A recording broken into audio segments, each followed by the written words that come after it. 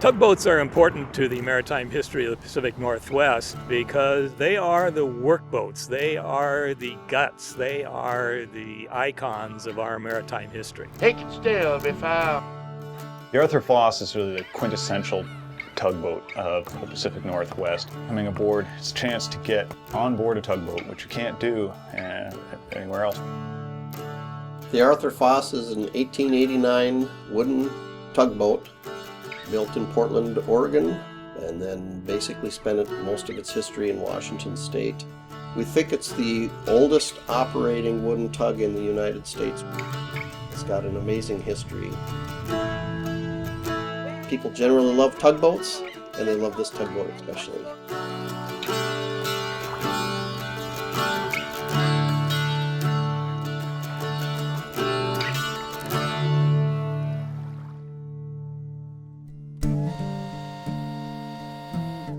In 1889. Seattle was only 40 years old at that time.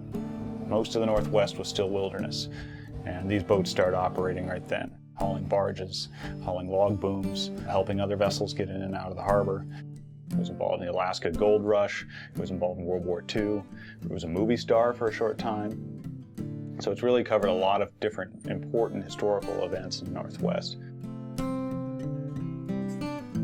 The Arthur Foss was built for the Oregon Railway and Navigation Company for the primary purpose of assisting and towing sailing ships across the Columbia River Bar into Astoria.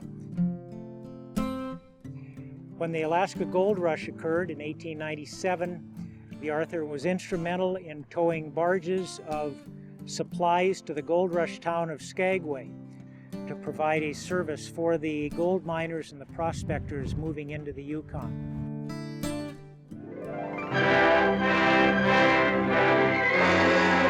In 1929, the Foss Tug and Launch Company purchased this boat, which was called the Wallowa. One of the first things to do with the vessel, once they paid it off, they chartered it to MGM Studios to film Tugboat Annie. Well, the 1933 Tugboat Annie film was produced right here in Lake Union, and so it was a very important film.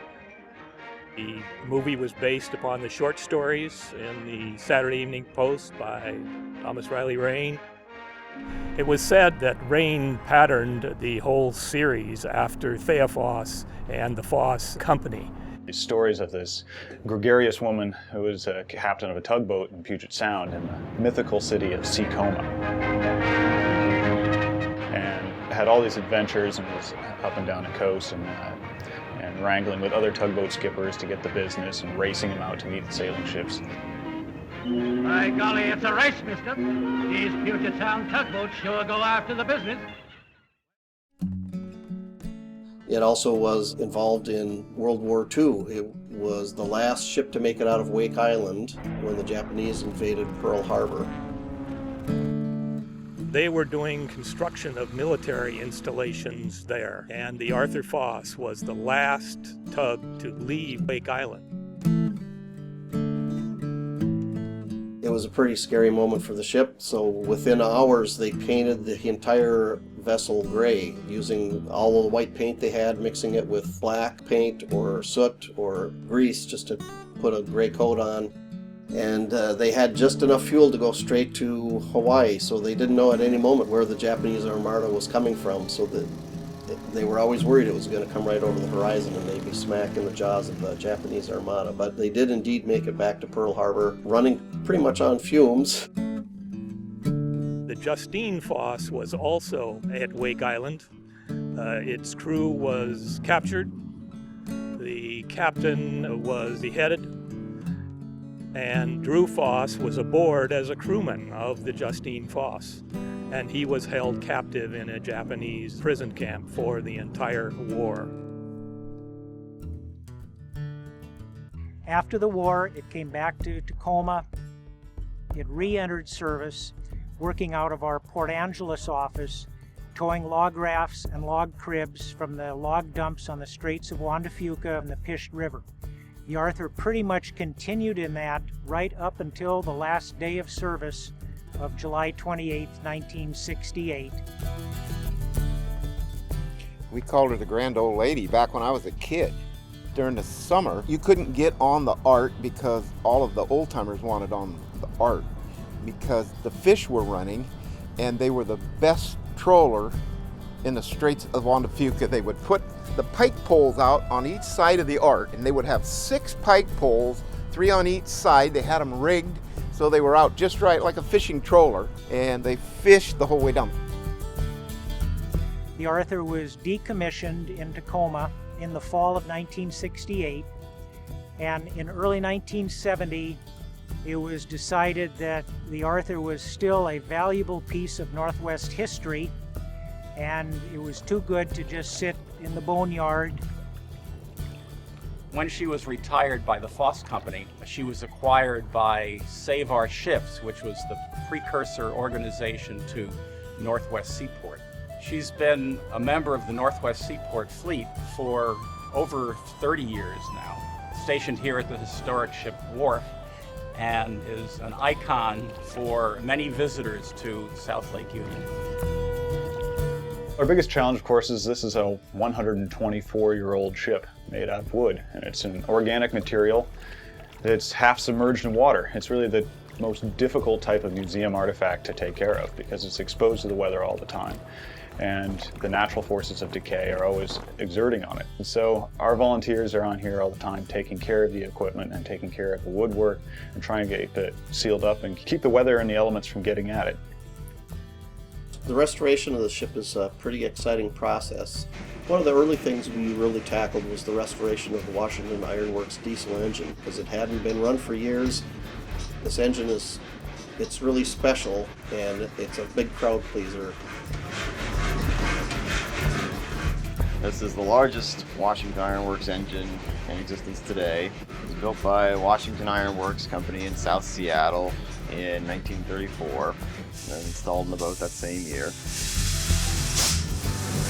Arthur's engine is a low-speed, direct reversing, air-starting diesel. It's 6 cylinders, 6,800 cubic inch displacement per cylinder. It has to be oiled largely manually.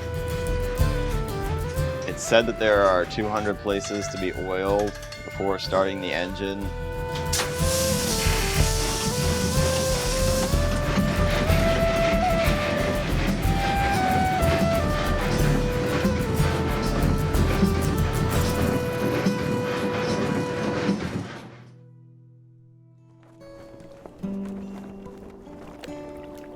The Arthur Foss is one of 3 vessels that Northwest Seaport owns. Certainly it's a platform for education, but more than that, it's a place where we can serve our community. And the Arthur Foss certainly welcomes all ages for tours. We have shipwrights in residence who are learning the skills from other shipwrights. Education programs also include the free and very popular tugboat story times that we host here every 2nd and 4th Thursday of the month. Another thing we do is we do a monthly shanty sing. So we preserve the history of work songs that were sung on working boats. Whether it's a cultural event, educational event, restoration, or just interacting with the public, lots of ways to get involved and keep this thing going.